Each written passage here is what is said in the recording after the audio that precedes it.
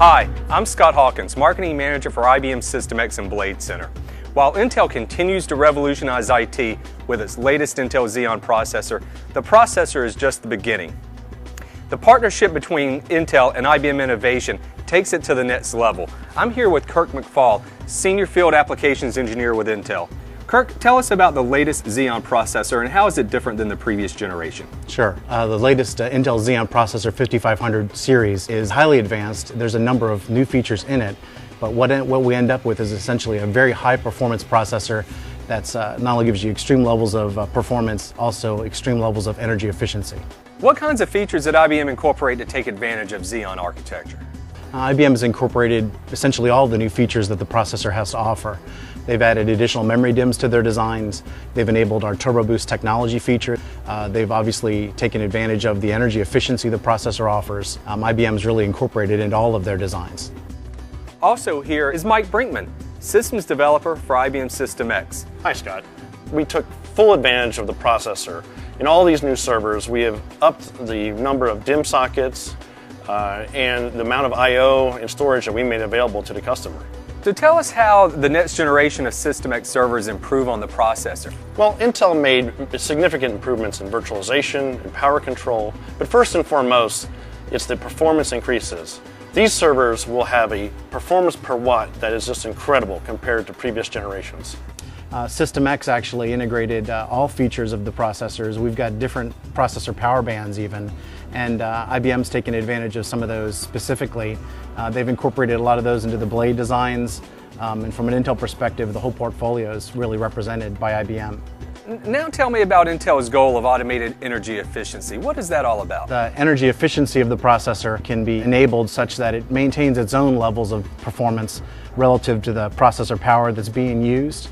So the idea is that if the processor is not being demanded relative to requiring additional performance, it actually lowers its energy states. You get a lot of idle power that ends up giving you a lower overall power consumption. Could you tell me about Intel's goal of flexible virtualization?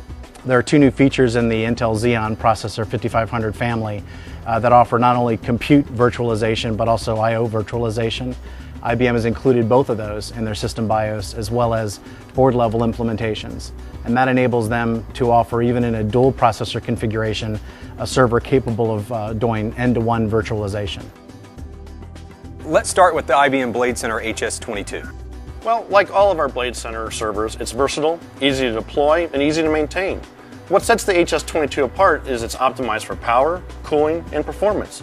It saves you money because we've given it the industry's most energy-efficient design and power management tools like Active Energy Manager. For the HS22, for the BladeCenter application, you've got real dense compute blades. Dense computing, high performance computing in a blade form factor. And these are the X3550M2 and the X3650M2. Tell me about them. These are our flagship 1U and 2U dual socket servers. They're designed for business critical applications like Lotus Notes, Microsoft Exchange, or even a customer's own application. For the 3650M2 and the 3550M2, IBM builds on already a really strong heritage of rack designs, and what you end up with is more performance and still maintaining energy efficiency sort of in the conventional rack form factors.